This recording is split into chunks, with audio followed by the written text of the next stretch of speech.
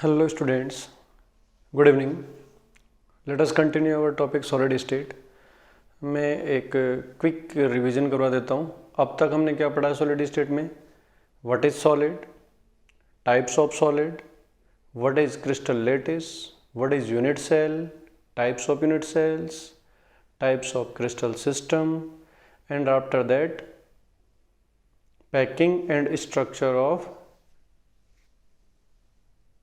Solids having identical particles. Solids को हमने दो पार्ट में क्लासिफाई किया है. आइडेंटिकल पार्टिकल वालों को एक तरफ लिया है और नॉन आइडेंटिकल वालों को दूसरी तरफ स्टडी करेंगे अपन. पैकिंग और स्ट्रक्चर में हमने 1D, 2D और 3D. 2D में दो टाइप की, square 2D and hexagonal 2D discuss किया था. और 3D में ओवरऑल चार टाइप की, दो टाइप की स्क्वायर 2D से जनरेट होती है और दो टाइप की हेक्सागोनल 2D से जनरेट होती है. बताइए दोनों में से बेस्ट पैकिंग कौन सी थी 2D में? Hexagonal 2D. तो 2D में बेस्ट पैकिंग है और उसके 3D में भी बेस्ट पैकिंग ही निकल के आती है, तो उसको अपन क्या बोलते हैं? Close packing. तो आपसे पूछे भाई व्हाट इज क्लोज पैकिंग? तो close packing is nothing but structure obtained by placing hexagonal 2D layers on above each other in the voids. एक हेक्सागोनल लेयर के ऊपर दूसरी हेक्सागोनल लेयर अगर voids में रखते हैं और इसको ऐसे रिपीट करते जाते हैं तो जो स्ट्रक्चर जनरेट होती है उसको अपन क्या बोलते हैं? Close packing. तो आई थिंक ये क्लियर हो चुका होगा कि what is close packing. Close packing कहाँ से जनरेट होती है? नंबर 1 हेक्सागोनल 2D लेयर से जनरेट होती है.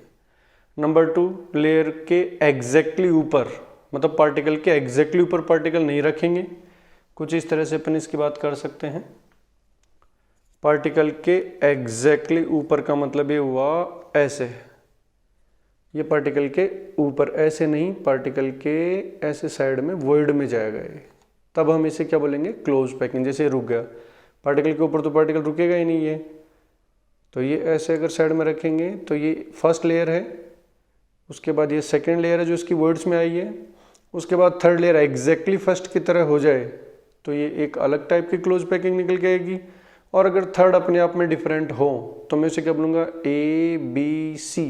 ABC अरेंजमेंट, जिसको अपन क्या बोल रहे थे? Cubic close packing. रीजन सीधा सा है, क्यूबिक यूनिट सेल मिलती है और क्यूबिक में कौन सी मिलती है? Face centred. तो क्यूबिक मिलती है इसलिए हम इसको CCP बोलते हैं, और वो क्यूबिक फेस सेंटर वाली होती है इसलिए हम इसको FCC बोलते हैं. और पार्टिकल का अरेंजमेंट क्या होता है? ABC अरेंजमेंट होता है. ये हम ऑलरेडी लास्ट लेक्चर में डिस्कस कर चुके हैं. तो आज हम डिस्कस करने वाले हैं हेक्सागोनल क्लोज पैकिंग, HCP. कैसे जनरेट होती है ये देख लेते हैं वन बाय वन करके. हेडिंग डाल लीजिए HCP, hexagonal close packing. Close packing का एक टाइप है ये, जिसको मैं बोल रहा हूँ hexagonal close packing. Important points में फर्स्ट है each third layer is identical to first. ये इसके करेक्टरिस्टिक्स है. Each third layer is identical to first, hence it is AB arrangement of the particles. ABA first is identical to third. B से start करें तो BAB first is identical to third. इसमें यहाँ पे अपन देख लेते हैं कि मान लेते हैं कि भाई ये फर्स्ट लेयर है हमारी, फर्स्ट हेक्सागोनल 2D लेयर, इसके ऊपर सेकंड लेयर. अब इसमें देखिए वॉइड्स कितनी बन रही है? How many voids are there around the white particle? 1 2 3 4 5 6 voids बन रही है, जिसको अपन यहाँ पे भी देख सकते हैं कि कोई भी हेक्सागन ड्रॉ करें और इस हेक्सागन में ये देखिए ये इक्विलेटरल जो ट्रायंगल्स बन रहे हैं, इस ट्रायंगल के सेंटर पे ये वॉइड्स हैं, ये ट्रायंगुलर वॉइड्स हैं. कितने वॉइड्स है भाई यहाँ पे? 6. अब इन 6 वॉइड्स में सेम साइज के 6 पार्टिकल तो नहीं आ सकते, तो 6 वॉइड्स में कितने पार्टिकल आते हैं? 3. और ये कौन से? Alternate 3 particles. It means 6 voids में से 3 वॉइड सेकेंड लेयर से ऑक्यूपाई हो गई है और 3 खाली रहेगी. तो क्लोज पैकिंग में व्हेन एक लेयर के ऊपर दूसरी लेयर रखते हैं तो हमेशा 50% वर्ड्स ऑक्यूपाई होती है और 50% अनऑक्यूपाइड रहती है। जो यहाँ से भी हम देख सकते हैं, जो 6 पार्टिकल्स का हमें दिख रहा है वो फर्स्ट लेयर है, उसके बाद जो 3 पार्टिकल्स ही दिख रहे हैं 1, 2 एंड 3, ये जो तीनों पार्टिकल्स हैं वो ये वाले पार्टिकल्स हैं 1, 2, 3, ये सेकेंड लेयर है। और फिर third layer exactly first layer की तरह होती है, तो फिर कौन सी यूनिट सेल जनरेट होती है? हेक्सागोनल यूनिट सेल जनरेट होती है, इसलिए हम इसे हेक्सागोनल क्लोज पैकिंग बोलेंगे। ये यहाँ पे देख सकते हैं अपन, फर्स्ट लेयर से ए, सेकेंड लेयर से B, third layer again exactly above the first है, that's why this is also known as layer A B A arrangement यहाँ पे निकल के आता है। यहाँ पे इस लेयर से लेकर इस लेयर तक की हाइट को हम क्या बोलेंगे? सी, और ये वाला क्या हो जाएगा? ए। तो what is A? A equals to 2r, ये वाला हो जाएगा बी, अगेन 2r, और ये हो जाएगा सी। तो what is A B C, ये भी यहाँ पे देख लेते हैं अपन। ये फर्स्ट लेयर है, फर्स्ट लेयर में देखिए ये वाला जो हेक्सागन का जो साइड है वो ए है, और दूसरी साइड को मैं क्या बोल रहा हूँ? बी। तो definitely A equals to B equals to 2r निकल के आएगा। फिर बात कर लेते हैं height of the unit cell. Height यहाँ पे c है, और कितनी लेयर्स है ये? 1, 2, 3, तो 3 लेयर्स के बीच में कितनी डिस्टेंस हो जाएंगी? 2। और लास्ट टाइम पे हमने इसको फाइंड किया था कि भाई x क्या था, तो लास्ट टाइम पे हमने जो फाइंड किया था उसमें x की वैल्यू क्या निकल के आ रही थी? √2/3 इंटू 2r। इसका डबल क्या हो जाएगा? c हो जाएगा 2x। तो डबल को हमने क्या बोल दिया? √2/3 इंटू 4r। डायरेक्ट याद होना चाहिए भैया, हाइट डायरेक्ट आपको याद होनी चाहिए, √2/3 इंटू 4r होता है। इससे कई सारी कैलकुलेशन हमारी इजी हो जाएगी। इसके बाद आते हैं effective number of particles in the unit cell. इस यूनिट सेल में इफेक्टिवली कितने पार्टिकल्स हैं इसकी भी बात कर लेते हैं। यहां देखिए कॉर्नर कितना कंट्रीब्यूट कर रहा है? क्यूब में कॉर्नर कितना कंट्रीब्यूट करता था? 1/8। क्यों? बिकॉज क्यूब में एक कॉर्नर पे कितने क्यूब मिल सकते हैं? 8 क्यूब मिल सकते हैं, दैट्स वाई एक क्यूब में हमने 1/8 किया है। यहां भी देख लेते हैं कि यहां कितने HCP मिलेंगे इस कोने पे।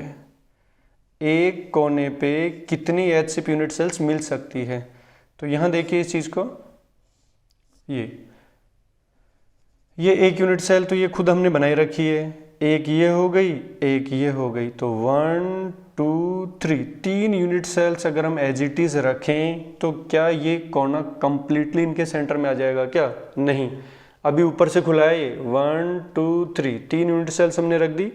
इन 3 के एग्जैक्टली ऊपर दूसरी 3 और आ जाएगी, तो 6 यूनिट सेल के सेंटर पे ही आ जाएगा। इट मीन्स एक कोने पे कितनी इस तरह की यूनिट सेल्स मिल सकती है? 6। तो फिर ये कोना इस यूनिट सेल में कितना कंट्रीब्यूट करेगा भाई? 1/6। ठीक है। फेस सेंटर, इस फेस पे इस तरह की कितनी यूनिट सेल्स मिल सकती है? एक तो ये खुद है, एक इसके ऊपर से और मिल जाएंगी, तो फेस सेंटर कितना कंट्रीब्यूट करेगा? 1/2।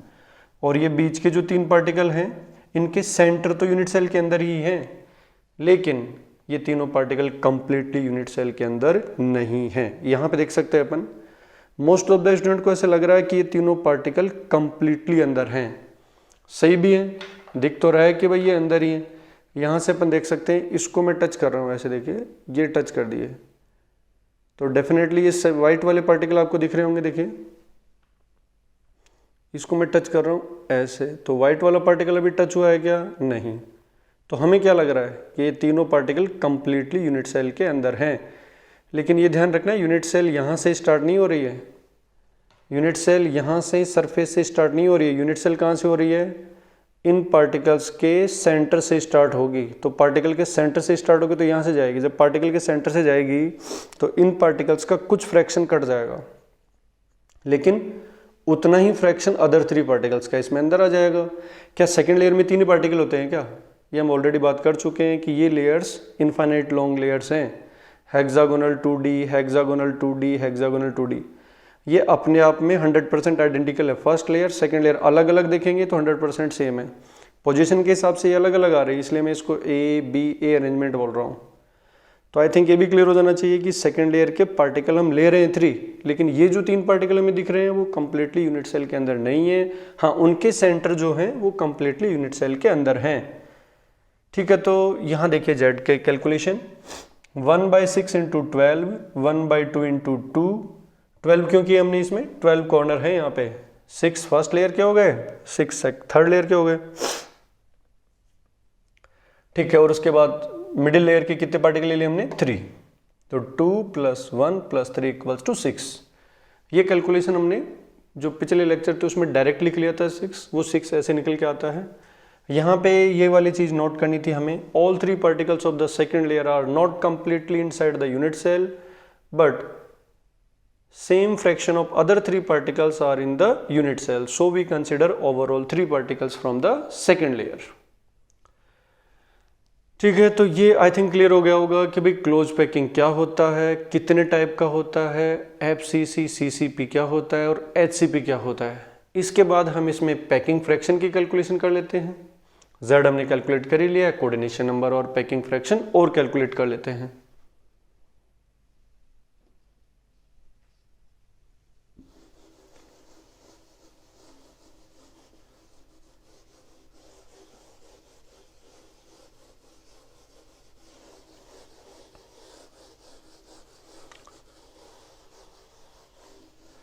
ठीक है, इसमें देख लेते हैं अपन कोऑर्डिनेशन नंबर, पहले देखते हैं। कोऑर्डिनेशन नंबर की बात करते हैं तो एक लेयर में एक पार्टिकल, जैसे व्हाइट पार्टिकल है, कितने पार्टिकल को टच कर रहा है, 6 को। इसके ऊपर हमने कितने पार्टिकल रखे थे, 3। तो 6 in a plane in a layer, 3 above the layer, और ऐसे ही 3 इसके नीचे आ जाएंगे। तो 6 + 3 + 3, कोऑर्डिनेशन नंबर विल बी 12। तो next coordination number 6 in the layer, 3 above the layer, 3 below the layer. ये कोऑर्डिनेशन नंबर 12 निकल के आता है, जो मैक्सिमम है इस तरह के स्ट्रक्चर में। ठीक है, उसके बाद अपन आ जाते हैं पैकिंग फ्रैक्शन पे। पैकिंग फ्रैक्शन क्या होता है भाई, volume occupied by the particles out of available volume. तो यहां पे इफेक्टिवली कितने पार्टिकल्स निकल के आए थे, 6। तो 6 × 4/3 πr³ divided by volume of this unit cell. अब सभी जानते हैं भाई इस यूनिट सेल का वॉल्यूम कैसे कैलकुलेट करेंगे। तो आई थिंक आइडिया होगा कि हम जो बेस है उसका एरिया ले लेते हैं और फिर हाइट से मल्टीप्लाई कर देते हैं, तो वॉल्यूम निकल के आ जाएगा। तो what is the area of the base, ये हम ऑलरेडी फाइंड किए थे, 6 टाइम्स ऑफ इक्विलेटरल ट्राइंगल का जो एरिया निकल के आता है, √3/4 a², a यहाँ पे 2r है, इंटू हाइट कौन सी है, c बोले तो √2/3 × 4r। इसको सॉल्व करेंगे तो ये ऑलमोस्ट 0.74 निकल के आएगा, दैट इज 74%। तो एग्जैक्टली इक्वल्स टू CCP निकल के आता है। तो दोनों में कोऑर्डिनेशन नंबर भी सेम होता है और पैकिंग फ्रैक्शन भी सेम होता है, इसलिए दोनों ही क्लोज पैकिंग है। और ये हाईएस्ट पैकिंग फ्रैक्शन निकल के आ रहा है आइडेंटिकल पार्टिकल्स में। अगर पार्टिकल नॉन आइडेंटिकल रहेंगे तो इसमें जो वॉइड्स बन रही है उन वॉइड्स में कुछ और पार्टिकल आ जाएंगे, तो जो परसेंटेज ऑक्यूपेंसी है वो इससे भी ज़्यादा हो सकती है। बट आइडेंटिकल पार्टिकल में ये मैक्सिमम बोल सकते हैं अपन। ठीक है, this is all about for HCP hexagonal close packing में ये वाली सारी चीज़ें जो होती है वो इंपॉर्टेंट है। एक एक चीज़ को बढ़िया से नोट करिए, रिवाइज कीजिए, और कोई दिक्कत हो, कोई प्रॉब्लम हो तो फिर कमेंट बॉक्स में डालिए। Okay, thank you.